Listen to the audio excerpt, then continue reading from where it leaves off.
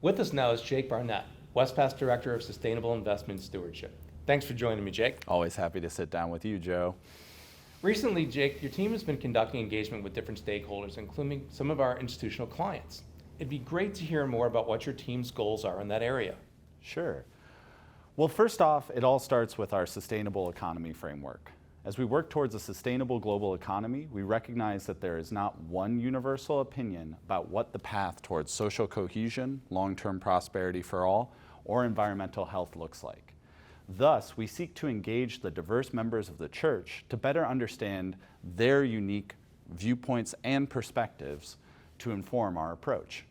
During this process, we've appreciated the feedback we've received from many of our institutional investors. Looking at this slide, there are 4 distinct steps to our stakeholder engagement work. The first is relational. We seek to connect and build relationships with different stakeholders. Numbers 2 and 3 are related in that these conversations can inform and provide valuable feedback to how we pursue engagements. For example, we have been seeking to engage with stakeholders in Africa that we are connected to through the church to inform our engagements on child labor in that region. Finally, we hope to lift up and empower different voices in the church to give them a role in guiding our efforts to build momentum towards a sustainable economy framework. We have 3 goals in building a robust, sustainable stakeholder engagement methodology. The first is to continue to position ourselves in our field as leaders that are informed by diverse perspectives.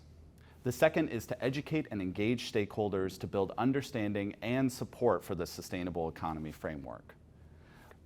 Lastly, we hope that all of this helps us better align with the values and goals of the diverse Methodist community that we serve. Jake, can you elaborate on a topic that you're engaging with stakeholders on right now? One good example of that, Joe, is our engagement with Caterpillar. Working with partners at Heartland Initiative, we heard about problematic aspects of Caterpillar's operations, specifically in conflict-affected and high-risk areas, such as the occupied Palestinian territories and the Uyghur Autonomous Region of China. We built a coalition of investors representing over $2 trillion in assets who sought to engage with the company on these topics, but unfortunately the company was not initially interested in engaging. We thus decided to file a shareholder resolution asking for more transparency on how the company seeks to moderate and mitigate risks for its operations in conflict-affected and high-risk areas. You can read more about our rationale in my colleague Shirag Acharya's blog, which is available on our website.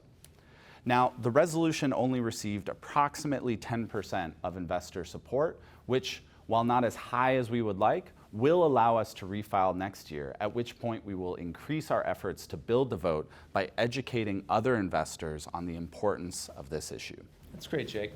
In addition to some of the stakeholder and traditional engagement work, the SIS team has been contributed to the release of a paper that got the attention of the sustainable investing community.